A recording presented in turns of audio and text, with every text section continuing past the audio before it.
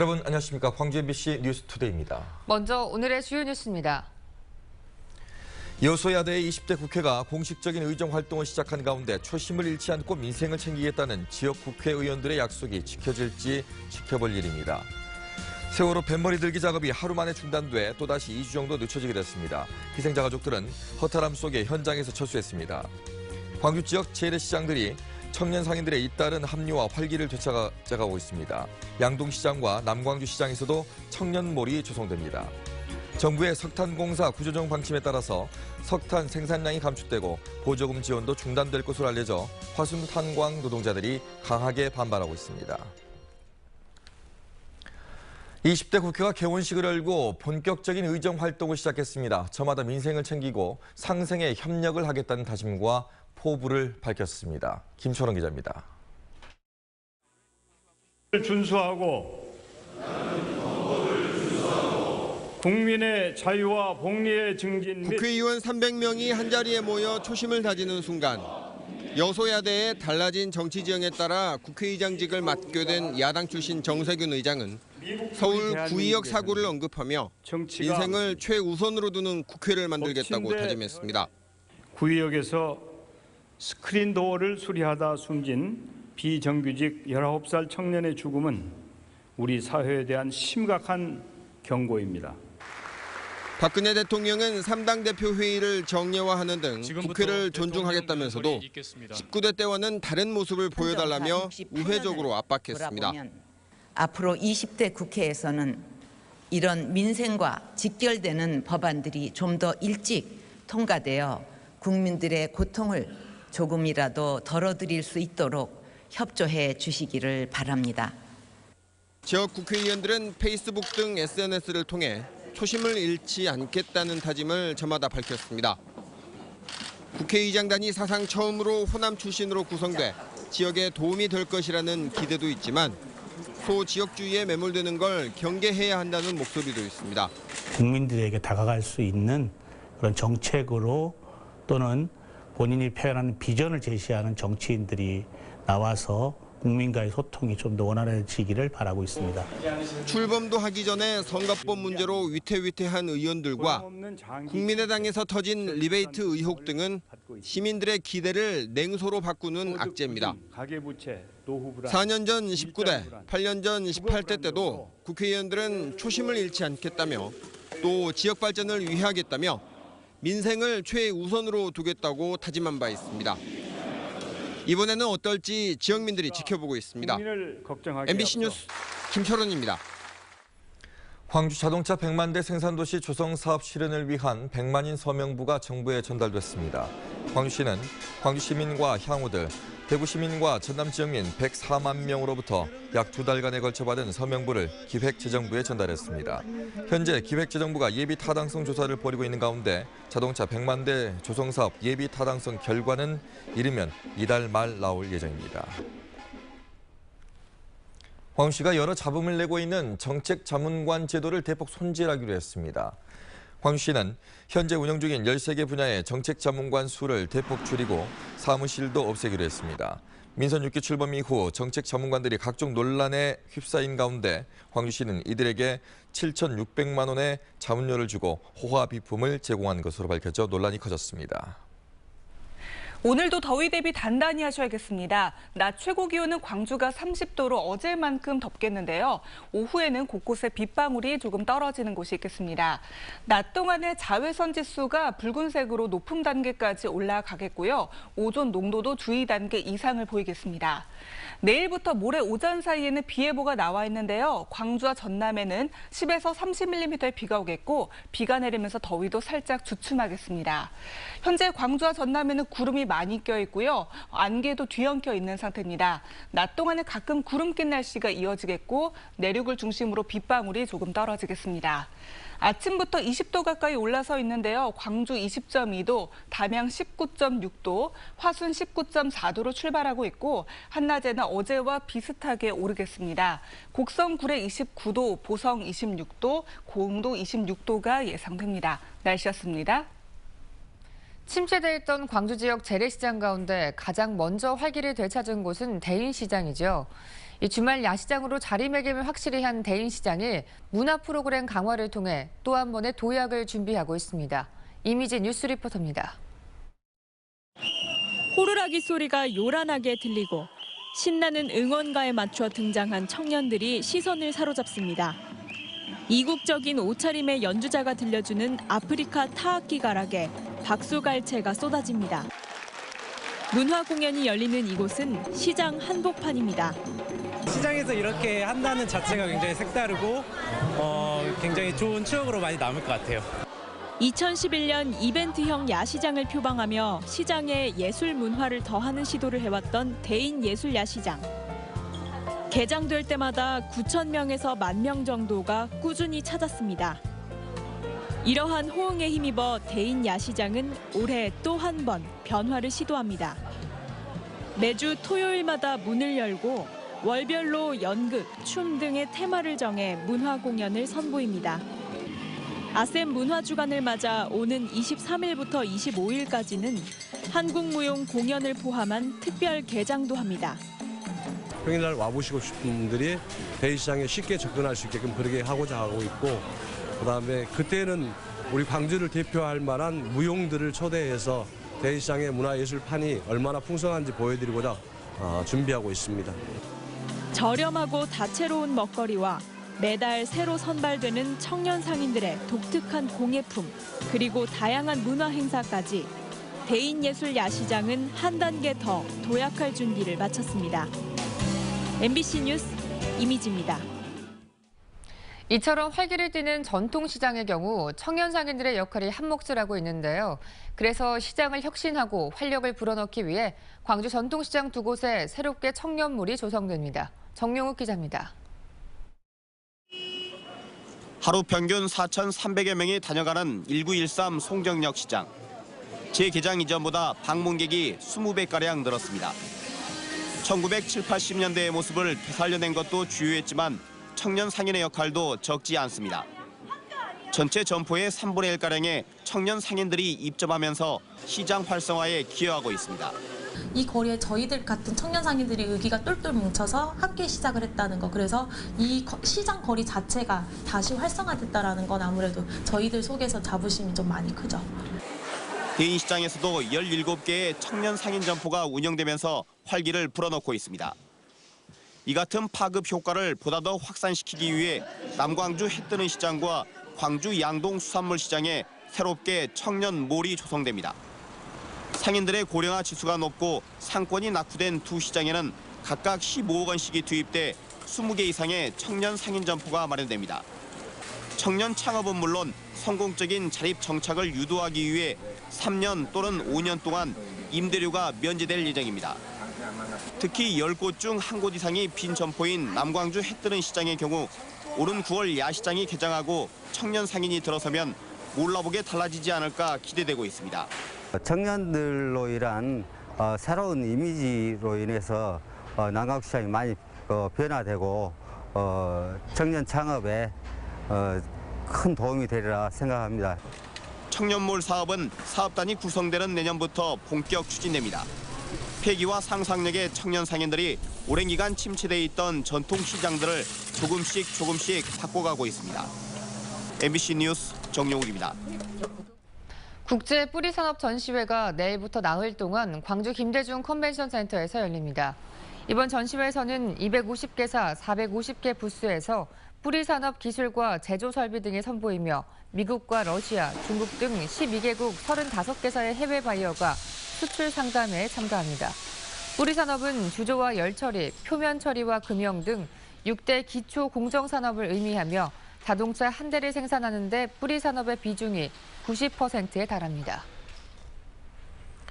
그제까지만 해도 순조로워 보였던 세월호 선수들기 작업이 너울성 파도 때문에 중단됐습니다. 목표치의 절반 가까이 들어올렸던 뱃머리가 다시 내려앉으면서 작업은 또다시 2주가 연기됐고 선체 일부가 손상이 됐습니다. 김진선 기자입니다. 이번 물대에 마무리할 계획이었던 세월호 뱃머리 들기 작업이 중단됐습니다. 어제 새벽 2시 무렵 예보에 없었던 2m 높이의 너울성 파도가 치면서 와이어에 예상치 못한 하중이 발생했다고 해양수산부는 설명했습니다. 첫날 2.2도, 5m 높이까지 들어올렸던 세월호 뱃머리는 다시 0.6도, 1.5m 높이까지 낮아졌습니다. 파도 탓에 1,000톤으로 계산됐던 하중이 1,800톤으로 늘면서 와이어 일부가 세월호 선체를 파고든 것으로 확인됐습니다. 와이어가 이렇게 왔다 갔다 하면서 조금 이제 스크래치 비슷하게 이렇게 된 걸 수도 있고요. 하여튼 그런 정도의 그건 있지만 선체 자체가 크게 훼손됐다든지 이런 건 아닙니다. 상하이 셀비지는 추후 선체 뒷부분에 쓸 대형 받침대를 오늘까지 뱃머리 아랫부분에 받쳐 와이어에 쏠리는 하중을 줄일 계획입니다. 작업이 다음 소조기인 오는 25일로 2주 연기되면서 전체적인 인양 일정도 또다시 늦춰지게 됐습니다. 작업 폐역을 지키고 있던 희생자 가족들은 허탈함 속에 현장에서 철수했습니다. 해양수산부 장관은 오는 15일 회의를 열고 인양 작업 공정을 점검하겠다고 밝혔습니다. MBC 뉴스 김진선입니다. 이른 무더위가 찌어지면서 영산강에 녹조 현상이 관찰되고 있습니다.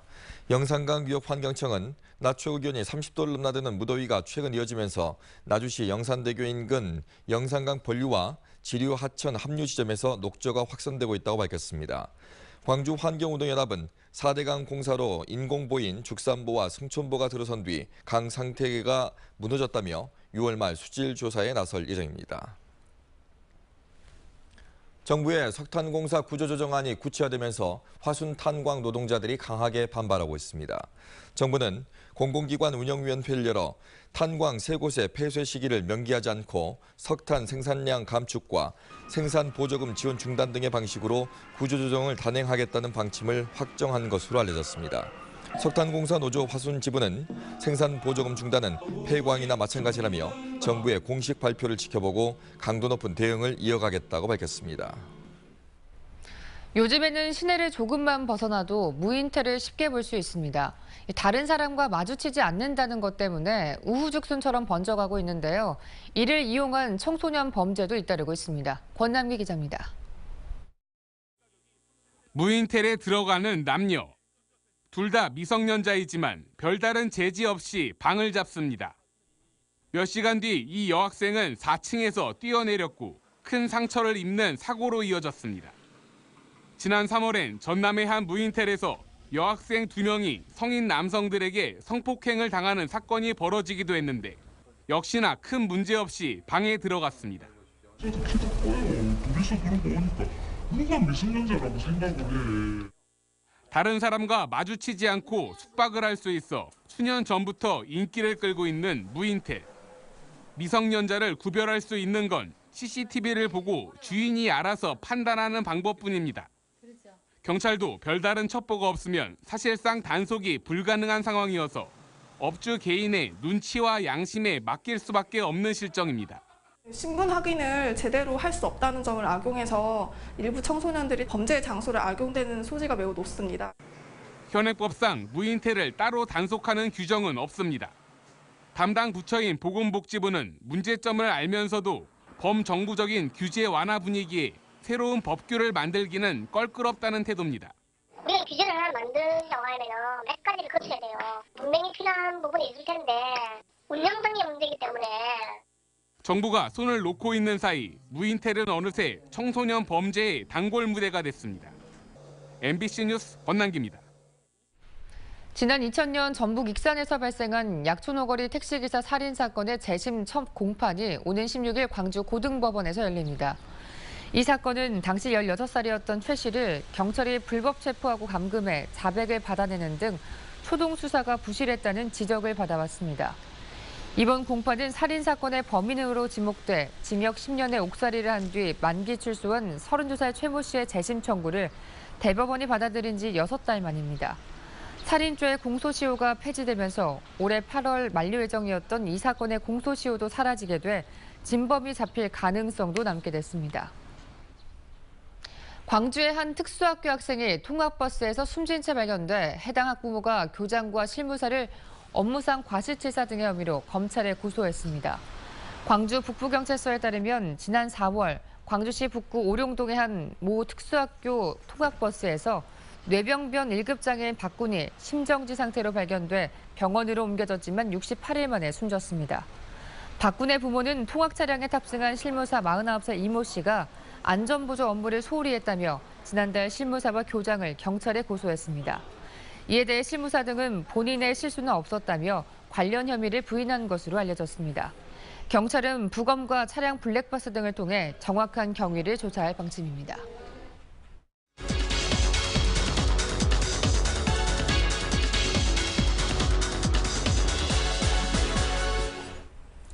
광주 상무지구 금요시장 단속을 둘러싸고 서구청과 상인들 사이의 갈등이 깊습니다. 네, 인권단체들은 영세 상인들의 생존권 차원에서 공생 방안을 찾아야 한다고 중재에 나섰는데요.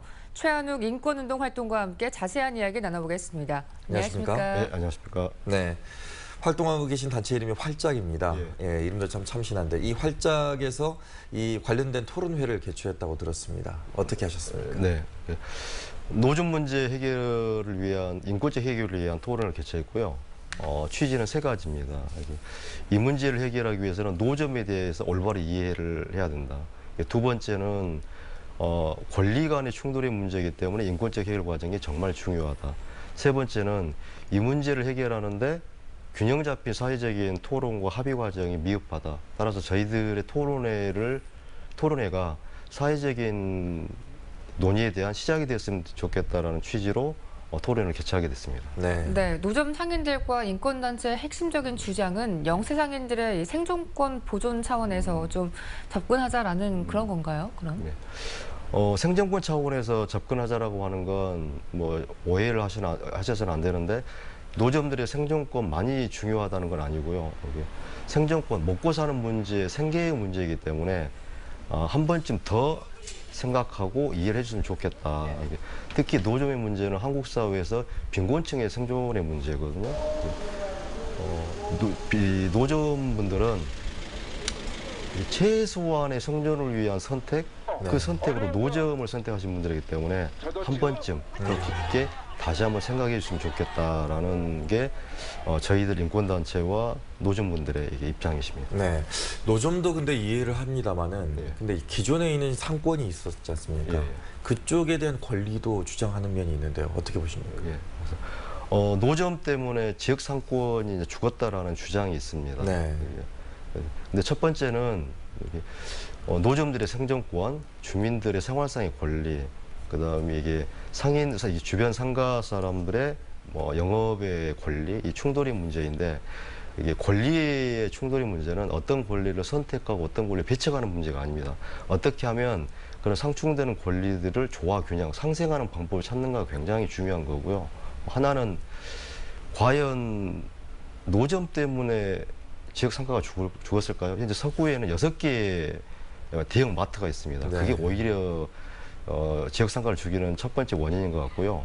오히려 노점은 지역 상가의 긍정성과 부정성을 같이 가지고 있습니다. 그래서 부정성은 이게 제한하고 긍정성을 살리는 쪽으로 가는 게 맞다고 생각이 듭니다. 네, 서구청에서는 금요시장을 폐쇄하는 것이 아니라 좀 장소로 옮기는 것이 낫지 않겠느냐라고 주장을 하고 있는데요. 상인들은 이에 대해서 좀 반대를 하는 입장입니다. 어떠신가요? 그래서 전국적으로 노점이 위치를 옮겼을 때 성공한 적이 한 번도 없습니다. 그건 노점의 특성이 주민들의 생활과 밀착됐을 때만이 지금 가능하거든요. 그래서 뭐 창거리 마련하려고 콩나물을 사러 나오거나 이런 일상생활에 필요한 부분을 거의 팔기 때문에 위치를 옮긴다는 게 굉장히 신중해야 되는 문제이고요. 특히 지금 서구청에서 상무시민공원에 풍물시장을 만든다고 하는데 풍물시장에 과연 현재와 같은 그런 시장이 들을 수 있을까? 오히려 풍물시장에 맞는 물건만 팔리고 오히려 현재 옮겨간 노점보다 고사되지 않을까라는 그런 우려를 가지고 있습니다. 다음 주에 이제 더 진전된 걸로 좀 다시 토론회를 하자고 좀 돼 있는데요. 어떻게 보십니까? 잘 해결될 것 같습니까? 일단 잘 해결되기 위해선 서로 간의 입장을 정확히 이해하는 게 필요하고요. 서로 간의 진솔한 대화를 나누는 게 굉장히 중요한데 이제 노점분들은 이게 첫 번째 요구하는 게 계속 요구해왔던 게 주민분들, 상가분들, 반대하지 않은 분들까지 포함해서 좀 논의를 하고 토론을 하자, 서로 이해를 해 나가자. 그래서 서로 상생할 수 있는 좀 지혜를 찾아보는 게 노점들의 입장입니다. 따라서 너무 빨리 결판을 내려고 하는 게 아니라 이런 특히 서구청에서는 이게 이런 자리를 지속적으로 마련해 나가는, 이게 합의할 수 있는 시간과 공간을 마련하는 게 서울시의 가장 중요한 행정의 입장일 것 같습니다. 특히 부천시 같은 경우에는 부청역 광장 노점 해결을 위해서 2년 동안 50번의 논의 과정을 거쳤거든요. 네. 이런 사회적 논의 과정, 이게 굉장히 중요할 것 같습니다. 이런 게 해결을 성공하느냐 실패하느냐의 가장 중요한 관건인 것 같습니다. 네. 지금 필요한 것은 행정적인 지혜도 필요할 것 같고요. 또 서로 충분히 소통할 수 있는 그런 자리가 많이 마련돼야 될 것 같습니다. 오늘 나와주셔서 고맙습니다. 기아 타이거즈가 최근 잇따른 불펜진의 방화로 꼴찌 추락 위기에 놓였습니다. 마무리 임창용이 합류하기까지 남은 15경기를 어떻게 버티느냐가 관건입니다. 한신구 기자입니다. 기아가 4대3으로 앞선 7회 초 선발 헥터를 구원 등판한 이준영이 이승엽에게 동점 홈런을 허용합니다. 그리고 4안타와 볼넷 하나를 묶어서 4실점. 8회에도 추가로 3실점으로 와르르 무너집니다. 지난 8일에도 불펜진이 8회만 대거 5실점을 허용하며 다 잡은 경기를 놓쳤습니다. 시즌 초반 집단 마무리 체제로 버텨가던 기아 불펜진이 최근 부쩍 힘이 떨어졌습니다. 심동섭이 부상으로 이탈하고 김광수와 홍건희, 최영필 등이 들쭉날쭉한 경기력을 보여주면서 막판에 경기를 내주는 일이 잦아졌습니다. 공격력은 지난해에 비해 월등히 나아졌는데 불펜 약화와 허술한 수비로 공동 꼴찌 하나와 KT에 한 경기 차에 불과한 8위까지 떨어졌습니다. 시즌 초부터 예견됐던 문제인데 관건은 임창용이 돌아올 때까지 남은 15경기입니다. 우천 취소 등 변수가 없다면 등록 가능일은 다음 달 1일. 임창용이 합류할 경우 임시 마무리 선수들은 본래 역할인 셋업맨으로 돌아갑니다. 지금에 비해 불펜의 무게감과 안정감이 확연히 달라지게 됩니다. 임준혁의 복귀로 선발진 운용에도 어느 정도 숨통이 트인 상황. 당분간은 어떻게든 버텨내자. 임창용의 복귀 날짜만을 손꼽아 기다리는 요즘 기아의 모습입니다. MBC 뉴스 한신구입니다. 전남도청 본관 원형 훼손 문제로 만난 5월 단체와 김종덕 문화체육관광부 장관이 서로의 입장 차이만을 확인했습니다. 5.18 기념재단과 5월 단체들은 서울에서 김 장관을 만나 전남도청 본관, 시민군 상황실 등에 남아있을 계엄문의 총탄 흔적 복원을 요구했지만 김 장관은 복원이 불가능하다는 기존 입장을 재차 5월 단체에 전달한 것으로 알려졌습니다. 이에 따라 아시아 문화전당 민주평화교류원의 상반기 개관도 어려울 전망입니다.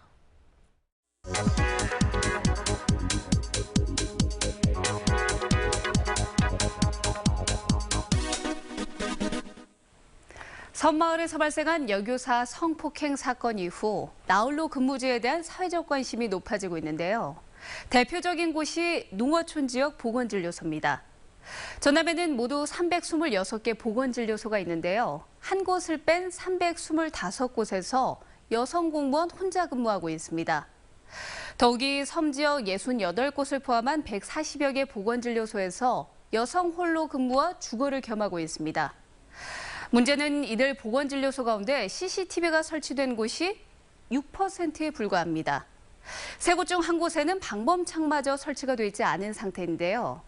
범죄에 사실상 무방비 상태로 노출이 돼 있고요. 그리고 문제가 생겼을 때 효과적으로 대처하기도 어려운 실정입니다. 전라남도는 정부의 CCTV 설치 예산 지원을 건의하고 경찰과 연계한 안심벨 시스템과 자율방범 체계를 강화하겠다고 밝혔는데요. 사후 약방문이 되지 않도록 신속하고 내실 있는 대책이 마련되길 바랍니다. 카드뉴스였습니다.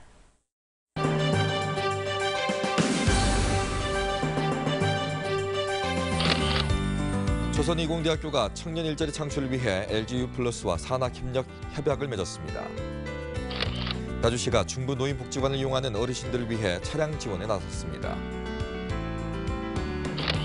곡성군이 자매 결연 중인 서울 종로구와 생활체육 친선교류전 행사를 열었습니다. 보성군과 다양고등학교가 지역 아동센터 어린이들에게 식빵을 선물했습니다. 장성군 여성 새로 일하기 센터가 여성의 경제활동 참여를 위해 지역 내 여성 친화 기업과 협약을 맺었습니다. 오늘도 더위 대비 단단히 하셔야겠습니다. 낮 최고 기온은 광주가 30도로 어제만큼 덥겠고요. 오후에는 내륙 곳곳에 빗방울이 조금 떨어지는 곳이 있겠습니다. 낮 동안은 햇볕이 강해 자외선 지수도 붉은색으로 매우 높은 단계까지 올라가겠고 오존 농도도 광주 전남 전 지역에서는 주의 단계 이상을 보이겠습니다. 또 내일 오후부터 모레 오전 사이에 비 예보가 나와 있는데요. 광주 전남 전 지역에서는 10에서 30mm의 비가 예상됩니다. 구름 영상입니다. 광주와 전남에 구름이 많이 껴 있고요. 여기에 옅은 안개도 뒤엉켜져 있습니다. 안개는 낮 동안에 기온이 오르면서 거치겠고 가끔 구름 낀 날씨가 이어지겠습니다. 아침 기온입니다. 광주가 20.2도, 나주 18.8도로 빠르게 상승하고 있고요. 한낮에는 어제와 비슷하겠습니다. 무안 27도, 곡성 구례 29도, 보성 고흥 26도가 예상됩니다. 오늘 전해상에서도 안개가 짙게 끼는 곳이 있겠습니다. 항해하거나 조업하는 선박들은 각별한 주의가 필요하겠습니다. 내일 비가 내리면서 광주가 27도, 모레는 26도까지 떨어져 더위가 주춤하겠고요. 금요일부터는 다시 더워질 전망입니다. 날씨였습니다.